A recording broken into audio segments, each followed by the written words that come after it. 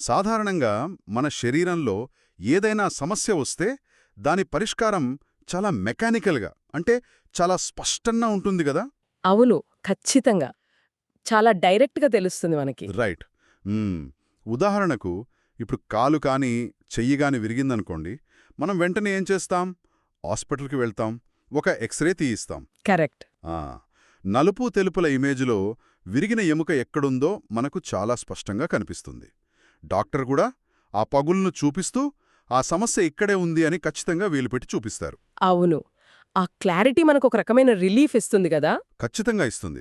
సమస్య ఎక్కడుందో కంటికి కనిపించటం అనేది మనకొక భరోసా. కానీ ఏంటంటే, ప్రతిరోజు మనం ఫేస్ చేసే ప్రొఫెషనల్ ఒత్తిడ్లు లేదా ఆర్థిక అభద్రతా భావాలు, రిలేషన్‌షిప్ ఇష్యూస్ గూడా. అవును, ఆ సంబంధాల మధ్య వచ్చే సంక్లిష్టమైన చిక్కులు, వీటి గురించి ఆలోచించినప్పుడు ఆ ఎక్స్రే మెషిన్ ఏమాత్రం పనికిరాదు కదా. అస్సలు పనికిరాదు. ఎందుకంటే అవి కంటికి కనిపించవు గాబట్టి. ఎగ్జాక్ట్లీ.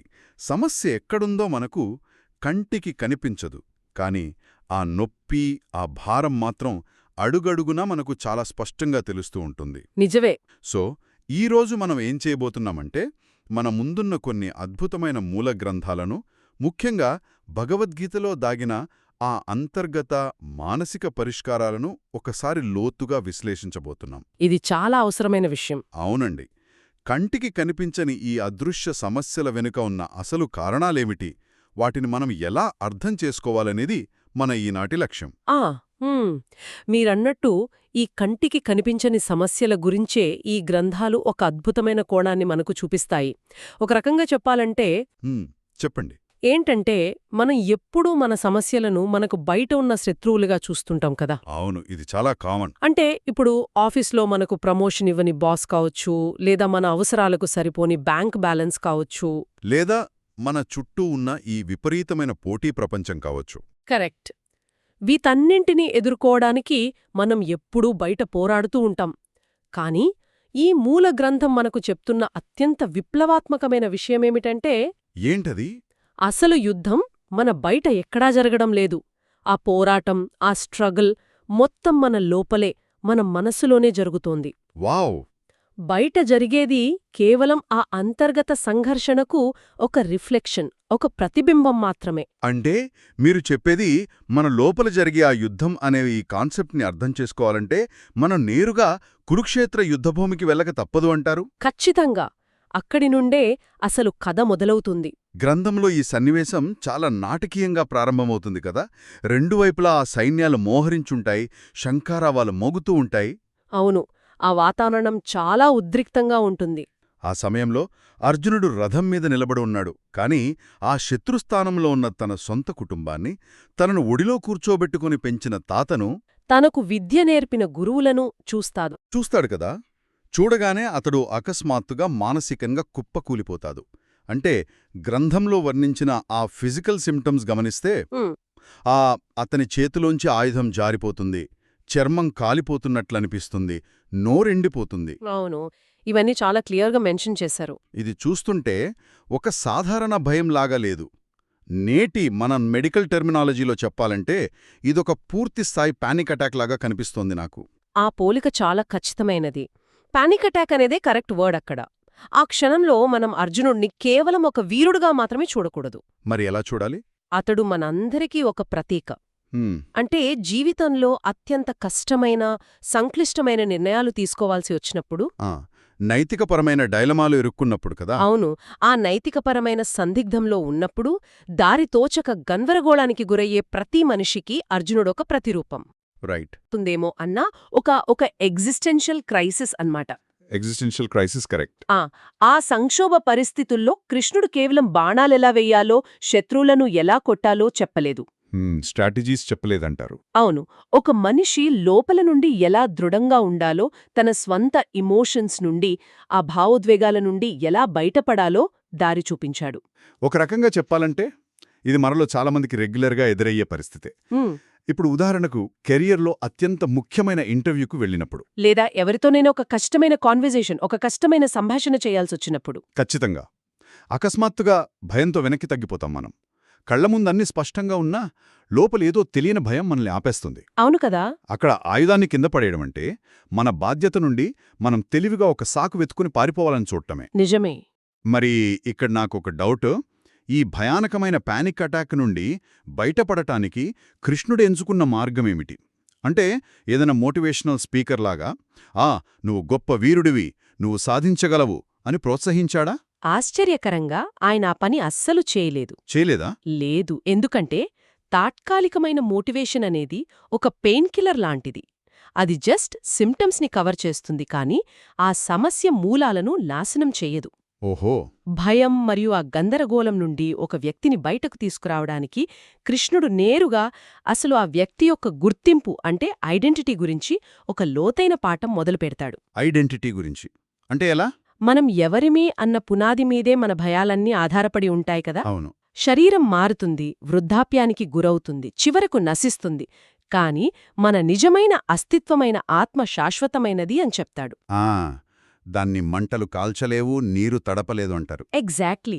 ఏ ఆయుధమూ దాన్ని నాశనం చెయ్యలేదు అని ఒక వినూత్నమైన దృక్పథాన్ని పరిచయం చేస్తాడక్కడ. ఇక్కడ నేను ఒక చిన్న వాదనను తీసుకువస్తాను. కొంచెం ప్రాక్టికల్గా ఆలోచిద్దాం. చెప్పండి. ఈ తత్వశాస్త్రమంతా మనం ప్రశాంతంగా ఉన్నప్పుడు వినడానికి చాలా అద్భుతంగా ఉంటుంది. అవును. కానీ వాస్తవ జీవితంలో ఒక సిచ్యువేషన్ తీసుకోండి. ఎవరైనా రేపుదయం ఇంటి అద్దె కట్టాలి, లేదా ఒక కీలకమైన పరీక్షలో పాస్ అవ్వాలి, లేకపోతే ఉద్యోగం పోతుంది అనే విపరీతమైన ఒత్తిడిలో ఉన్నారనుకుందాం. అప్పుడు నేనొక శాశ్వతమైన ఆత్మను, నన్ను ఎవరూ నాశనం చేయలేరు అని జపించడం వల్ల ఆ అద్దె డబ్బులు రావు కదా. నిజమే, రావు. సో బహుశా ఇది వాస్తవికత నుండి, మన బాధ్యతల నుండి పారిపోవడానికి ఒక సాకుగా, ఒక ఎస్కేపిజంలాగా మారుతోందేమో అన్న సందేహం కలుగుతోంది నాకు. ఈ వాదన పైకి వినడానికి చాలా సరైనదిగానే అనిపిస్తుంది. కాని ఇక్కడ గ్రంథం చెబుతున్న అసలు మెకానిజం వేరు. అంటే కృష్ణులో వాస్తవికతను విస్మరించమని, ఇగ్నోర్ చేయమని ఎక్కడా చెప్పలేదు. అద్దె కట్టడం లేదా ఆ పరీక్ష రాయడం అనే బాధ్యతలను వదిలేయమని చెప్పలేదు. కాని ఆ పనులు చేస్తున్నప్పుడు మన మెదడును ఆక్రమించే ఆ ప్రాణభయం, దాని గురించి ఆయన మాట్లాడుతున్నాడు. ప్రాణభయం అంటే ఆ ఒత్తిడి గురించా? అవును. అంటే మనం మన వృత్తిని లేదా ఒక సంబంధాన్ని మన పూర్తి అస్తిత్వంగా, మన కంప్లీట్ ఐడెంటిటీగా భావించినప్పుడు ఏమవుతుంది? ఆ వృత్తికి ఏ చిన్న ఆటంకం వచ్చినా మన ప్రాణమే పోతోందన్నంత తీవ్రంగా మన మెదడు రియాక్ట్ అవుతుంది, పానిక్ అవుతుంది. రైట్, అర్థమవుతుంది. అదే మన మూల స్వభావం శాశ్వతమైనది అనే స్పృహ ఉన్నప్పుడు ఈ రోజువారీ సమస్యలు కేవలం తాత్కాలికమైనవి అని ఒక మానసిక దూరం ఏర్పడుతుంది. సైకలాజికల్ డిస్టెన్సింగ్ అంటారు దీన్ని. ఓహో, సైకలాజికల్ డిస్టెన్సింగ్. అవును. ఆ దూరం ఏర్పడినప్పుడు మన మెదడులోని ఆ భయం కేంద్రాలు శాంతించి తార్కికంగా ఆలోచించే సామర్థ్యం పెరుగుతుంది. అబ్బా, ఎంత కరెక్ట్గా చెప్పారో. అంటే ఇది పారిపోవడం కాదు, భయం లేకుండా ఆ వాస్తవాన్ని మరింత సమర్థవంతంగా ఎదుర్కోవడానికి ఉపయోగపడే ఒక పవర్ఫుల్ టూల్ అన్నమాట. ఖచ్చితంగా. అద్భుతమైన విశ్లేషణ ఇది. అంటే సమస్యను చూసి భయపడకుండా ఆ సమస్య యొక్క తాత్కాలిక స్వభావాన్ని అర్థం చేసుకొని దాని స్థాయికి తగ్గట్టుగా మాత్రమే రెస్పాండ్ అవ్వడం. అంతే కదా. అప్పుడే మనకు క్లారిటీ ఉంటుంది. రైట్. సో గుర్తింపు గురించిన ఈ స్పష్టత వచ్చిన తర్వాత ఆ వ్యక్తి ప్రపంచంలో అడుగుపెట్టి తన పనులను ఎలా చెయ్యాలి అన్న తదుపరి ప్రశ్నకు మూలగ్రంథమిచ్చిన సమాధానం చాలా ప్రాక్టికల్గా ఉంటుంది. అవును, చాలా ప్రాక్టికల్గా ఉంటుంది. ఎందుకంటే జీవితంలో ప్రతి ఒక్కరూ ఆ ఫలితాల గురించే ఆందోళన చెందుతుంటారు కదా. ఎప్పుడూ అదే టెన్షన్ మనకి. ప్రాజెక్ట్ ఫెయిల్ అవుతుందా, సమాజం ఏమనుకుంటుంది, నాకేమి లాభమొస్తుంది, ఇలా ప్రతి పని ఆ రిజల్టుతోనే ముడిపడి ఉంటుంది.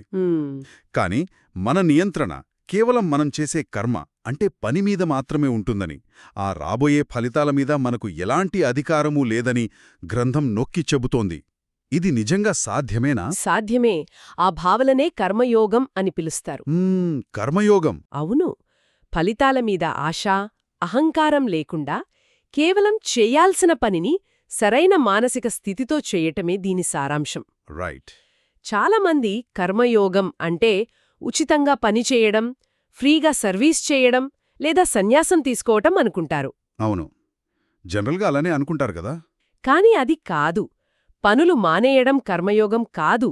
మనస్సును ఆ భవిష్యత్తు గురించి భయాల నుండి స్వేచ్ఛగా ఉంచి పూర్తి ఏకాగ్రతతో ఈ ప్రెజెంట్లో వర్తమానంలో పనిచేయడం. మ్మ్.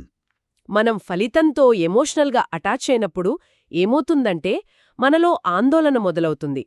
ఆ ఆందోళన మనం ప్రస్తుతం చేస్తున్న ఆ పని యొక్క నాణ్యతను దెబ్బతీస్తుంది. దీన్ని ఒక చిన్న ఉదాహరణతో చూద్దాం. ఒక పరుగు పందెంలో పాల్గొనే అథ్లెట్ ఉన్నాడనుకుందాం. చెప్పండి. అతడు తాను వేసే ప్రతి అడుగు మీద, తన శ్వాసగతి మీద, తన బాడీ మూమెంట్స్ మీద దృష్టి పెట్టకుండా హ్మ్, ఎక్కడో 100 మీటర్ల దూరంలో ఉన్న ఆ ముగింపు రేఖ మీద, లేదా అక్కడ తనకు రాబోయే ఆ బంగార పతకం మీదే తన దృష్టి అంతా పెడితే ఏమవుతుంది? ఖచ్చితంగా దారిలో ఉన్న ఒక చిన్న రాయి తగిలి పడిపోయే ప్రమాదముంది. ఎగ్జాక్ట్లీ. ముగింపు రేఖను మర్చిపోమని ఇక్కడ ఎవ్వరూ చెప్పడం లేదు. లక్ష్యం ఉండాలి. అవును. కానీ పరిగెత్తేటప్పుడు ఆ లక్ష్యం మీద వ్యామోహం ఉండకూడదు. శ్రద్ధ మొత్తం మనం వేసే అడుగుల మీదే ఉండాలి. ఆ ఉపమానం ఈ కర్మయోగ తత్వాన్ని ఖచ్చితంగా వివరిస్తుంది. పర్ఫెక్ట్ ఎగ్జాంపుల్ ఇది. Thank you. ఎందుకంటే భవిష్యత్ ఎప్పుడూ ఆందోళనను సృష్టిస్తుంది కదా, అది మన ఊహల్లో మాత్రమే ఉంటుంది. నిజమే. వర్తమానంలో మనం చేసే పని మాత్రమే వాస్తవమైనది, రియాలిటీ అది. అది మాత్రమే మన కంట్రోల్లో ఉంటుంది. కరెక్ట్. నేటి కార్పొరేట్ ప్రపంచంలో విపరీతంగా పెరిగిపోతున్న ఈ బర్నౌట్ సమస్యకు, స్ట్రెస్కు మూల కారణం కూడా ఇదే. అవును. అందరూ ఆ టార్గెట్స్ వెనకాలే పరిగెడుతున్నారు. మనం కేవలం క్వార్టర్లీ టార్గెట్స్ మరియు ప్రమోషన్స్ కోసం మాత్రమే పరిగెడుతున్నాం. ఫలితాల మీద విపరీతమైన వ్యామోహమున్నప్పుడు, గెలిస్తే ఏమో విపరీతమైన గర్వం వస్తుంది. ఓడిపోతే కోలుకోలేనంత నిరాశ వస్తోంది. డిప్రెషన్లోకి వెళ్ళిపోతారు. అబ్బా. ఈ రెండు స్థితులు ప్రమాదకరమే. బాధ్యతను ఎలాంటి అంచనాలు లేకుండా పూర్తి ఏకాగ్రతతో నిర్వర్తించడమే మన అంతర్గత శాంతికి ఏకైక మార్గం. వినడానికి ఈ సిద్ధాంతం ఎంత స్పష్టంగా ఉందో. ఉదయం నిద్రలేచి పనులు మొదలుపెట్టగానే ఆచరణలో అంతకంటే 100 రెట్లు కష్టంగా అనిపిస్తుంది. అవును, చాలా కష్టం. ఏంటంటే ఫలితం గురించి ఆలోచించకు అని ఎవరైనా మనకు చెబితే మన మెదడు వెంటనే అదే ఫలితం గురించి 10 సార్లు ఆలోచిస్తుంది. Don't think of a pink elephant అన్నట్టు. ఎగ్జాక్ట్లీ. ఏనుగు గురించి ఆలోచించవద్దు అంటే ముందుగా గుర్తొచ్చేది ఏనుగే గదా. మనస్సుకు ఆ చంచన స్వభావం, పట్టుకులాడే లక్షణం పుట్టుకతోనే వస్తుంది. మరి ఈ ప్రాక్టికల్ సమస్యను గ్రంథం ఏ విధంగా అడ్రస్ చేస్తోంది? గ్రంథంలో అర్జునుడు కూడా సరిగ్గా మీలాగే ఇదే సందేహాన్ని కృష్ణుడి ముందు ఉంచుతాడు. ఓహో, అవునా? అవును. ఈ మనస్సు గాలిలాగా అత్యంత అస్థిరమైనది, దీనిని అదుపు చేయటం గాలిని మన పిడికిల్లో బంధించడం లాంటిది అని వాపోతాడు అర్జునుడు. రైట్. మరి దానికి సమాధానంగా కృష్ణుడేం చెప్పాడు? దానికి సమాధానంగా మనసును బలవంతంగా అణచివేయమని ఎక్కడా చెప్పలేదు. రైట్.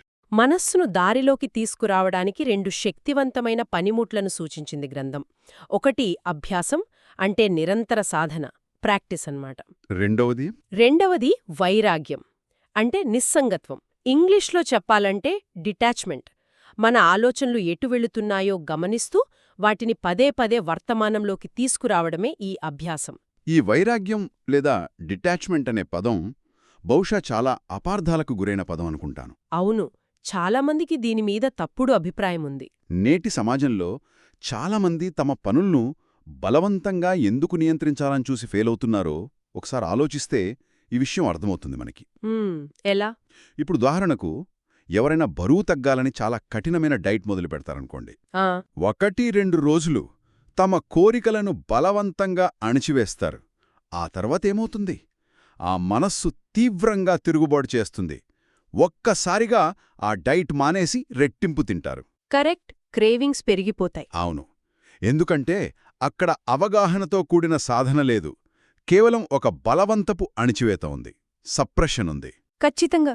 బలవంతపు అణిచివేత ఎప్పుడూ విస్ఫోటనానికే దారితీస్తుంది. రైట్. వైరాగ్యమంటే ఇల్లు వదిలేసి అడవుల్లోకి వెళ్ళిపోవటం లేదా మన కోరికలను చంపేసుకోవటం కాదు. మరేంటి? ఒక ఆలోచన లేదా కోరిక వచ్చినప్పుడు దానికి బానిస కాకుండా దాన్నొక సాక్షిలాగా గమనించటం. అబ్జర్వింగ్ వితౌట్ రియాక్టింగ్ అంటాం కదా, అది. ఓహో, జస్ట్ గమనించడం మాత్రమే. అవును. మనసును ఒక క్రమశిక్షణ ద్వారా నెమ్మదిగా దారిలోకి తీసుకురావాల కాని దాంతో ఎప్పుడూ యుద్ధం చేయకూడదు. ప్రపంచంలో జీవిస్తూనే, ఒక బాధ్యతాయుతమైన వ్యక్తిగా అన్నీ చేస్తూనే, లోపల మాత్రం ఆ పనుల తాలూకు రిజల్ట్స్కు అతుక్కోకుండా స్థిరంగా ఉండటమే నిజమైన బ్యాలెన్స్, సమతుల్యత. అంటే బ్యాలెన్స్ అనేది చాలా ఇంపార్టెంట్ ఇక్కడ. అవును, విపరీతమైన ఆసక్తి ఎంత ప్రమాదమో, బాధ్యతలను పూర్తిగా వదిలేసే విపరీతమైన విరక్తి కూడా అంతే ప్రమాదమని గ్రంథం హెచ్చరిస్తోంది. సరే, మనస్సును సమతుల్యంగా ఉంచుకోవాలి, పనుల మీద శ్రద్ధ పెట్టాలి అనుకున్నాం, బాగానే ఉంది. ఆ కానీ ఈ అంతర్గత సమతుల్యత సాధ్యపడాలంటే మనం మన చుట్టూ ఉన్న ప్రపంచాన్ని చూసే కోణం కూడా పూర్తిగా మారాలి కదా. ఖచ్చితంగా మారాలి.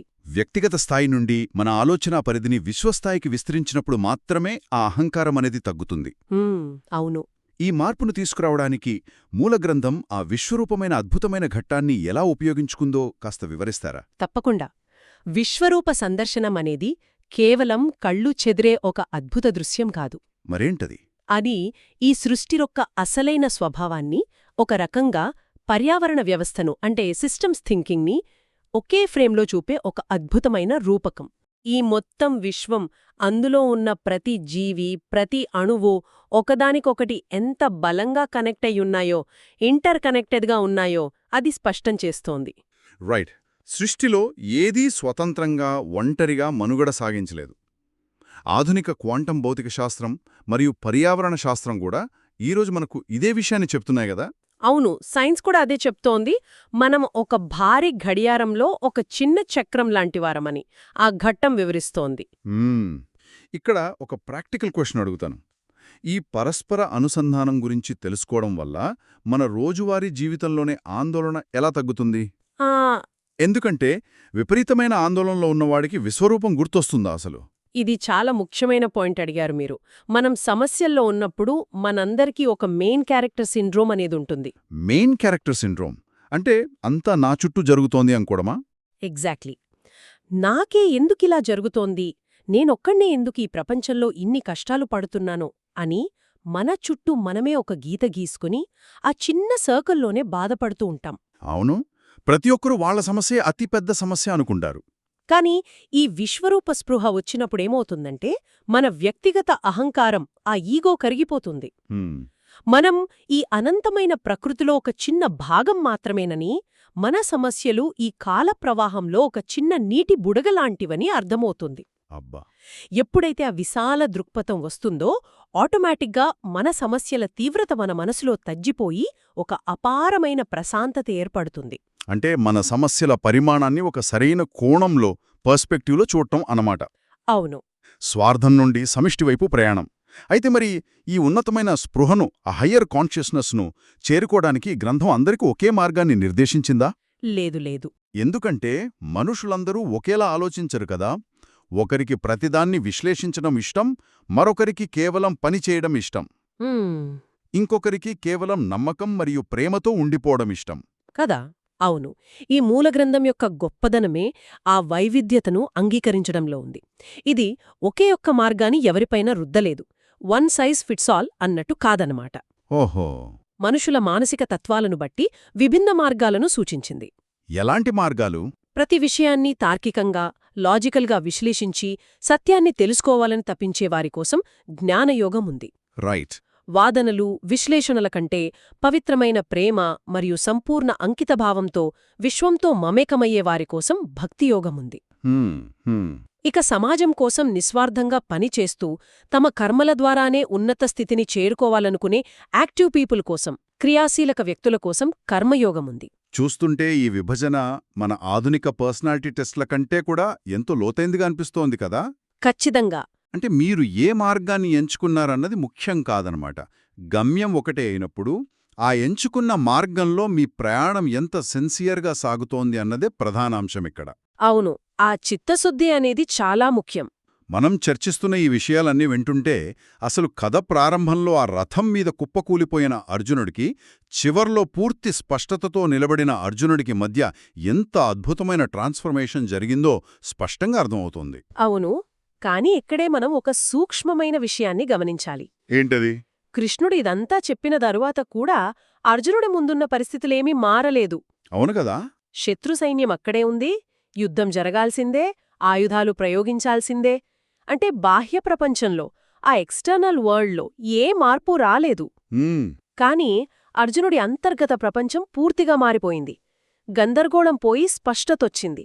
పారిపోవడమంటే ఆ భయానికి లొంగిపోవడమేనని అతనికర్థమైంది. నిలబడి పోరాడటమంటే తనను తాను జయించడమేనని తెలుసుకున్నాడు. ఎగ్జాక్ట్లీ. అయితే వీటన్నిటి సారాంశాన్ని క్రోడీకరిస్తే ఒక సాధారణ మనిషిగా మనం గ్రహించాల్సిన అసలు విషయమేమిటి అని చూస్తే చెప్పండి. మనం ఎంచుకునే కెరియర్, మన కుటుంబ సంబంధాలు, మన పర్సనల్ గోల్స్ ఏదైనా సరే అందులో విజయం సాధించాలంటే ముందుగా మనం చెయ్యాల్సిన కర్మ మీద మాత్రమే దృష్టి పెట్టాలి. ఖచ్చితంగా. ఆ రిజల్ట్స్ గురించి, ఫలితాల గురించి ఆందోళన చెందకుండా మనస్సును ఈ వర్తమానంలో నిలపాలి. బాహ్య పరిస్థితులు ఎప్పుడూ మనకు అనుకూలంగా ఉండకపోవచ్చు. అవును, వాతావరణం మారచ్చు, మనుషులు మారచ్చు. కాని మన అంతర్గత స్థితి, మన ఆలోచనలు, భావోద్వేగాలు ఎల్లప్పుడూ మన కంట్రోల్లోనే ఉంటాయి. నిజమైన విజయమంటే బయట 10 మందిని ఓడించడం కాదు, మన ఇమోషన్స్పై, మన భయాలపై మనం పట్టు సాధించడం. సెల్ఫ్ మాస్టరీ అంటారు గదా, అది. ఆ మాటలో ఎలాంటి సందేహం లేదు. బయట కనిపించే సమస్యలకు కేవలం బాహ్యమైన పరిష్కారాలు వెతికితే అవి ఎప్పటికీ శాశ్వతం కావు. నిజమే. అసలు వ్యాధి మన దృక్పథంలో, మన ఈగోలో దాగి ఉంది. బయట ఉన్న ప్రపంచాన్ని మనం ఎలా చూస్తున్నాం, ఆ సమస్యలకు ఎలా రెస్పాండ్ అవుతున్నాం అనేదే ముఖ్యం. రైట్. ఎప్పుడైతే ఆ అంతర్గత శత్రువులైన భయం, కోపం, అతి వ్యామోహాన్ని మనం జయిస్తామో అప్పుడు బయటి ప్రపంచం ఎంత అల్లకల్లోలంగా ఉన్నా సరే మనమొక తుఫాను మధ్యలో ఉన్న ప్రశాంతమైన కేంద్రంలాగా, ఐ ఆఫ్ ద స్టార్మ్ అంటాం కదా, అలా స్థిరంగా ఉండగలం. నిజంగా ఇదొక ఆలోచనలను రేకెత్తించే అద్భుతమైన ప్రయాణమండి. అయితే ఈరోజు మన విశ్లేషణను ముగించే ముందు మనం మాట్లాడుకున్న ఈ అంశాలకు కొనసాగింపుగా ఒక లోతైన ఆలోచనను ఇక్కడ వదిలి వెళ్లడం సబబుగా ఉంటుందనిపిస్తోంది నాకు. చెప్పండి, అదేంటో. ఈ గ్రంథం ప్రకారం మనమేమనుకున్నాం, నిజమైన యుద్ధం బయట కాదు, మన లోపలే జరుగుతోందని గ్రహించాం. అవును. మన ఆలోచనలే సైనికులు, మనస్సే ఒక కురుక్షేత్రం అని, ఆ మనస్సే మన ఆయుధమని కూడా అనుకున్నాం. ఇదంతా బాగానే ఉంది. కాని ఈ మనస్సులో జరుగుతున్న ఈ భీకరమైన యుద్ధాన్ని, వస్తున్న ప్రతి ఆలోచనను, కలుగుతున్న ప్రతి భయాన్ని ఎటువంటి తీర్పులు లేకుండా ఇదంతా ఒక సినిమాలాగా గమనిస్తున్న ఆ నిశ్శబ్ద వీక్షకుడు ఎవరు? అబ్బా, ఇది చాలా డీప్ క్వశ్చన్. మనస్సుకు, మన అస్థిరమైన ఆలోచనలకు అతీతమైన ఆ అంతర్గత స్పృహ, ఆ కాన్షియస్నెస్ యొక్క అసలు స్వభావం ఏమిటి? సమస్యలు వచ్చిన ప్రతిసారి బాహ్య ప్రపంచంలోకి పరిగెత్తడం కన్నా మన లోపల ఉంటూ మనల్ని గమనిస్తున్న ఈ నిశ్శబ్ద వీక్షకుడిని అన్వేషించడం బహుశా మనం చేయగలిగే అతిపెద్ద ప్రయాణమవుతుందేమో. మరో ఆసక్తికరమైన అంశంతో మళ్ళీ కలుద్దాం.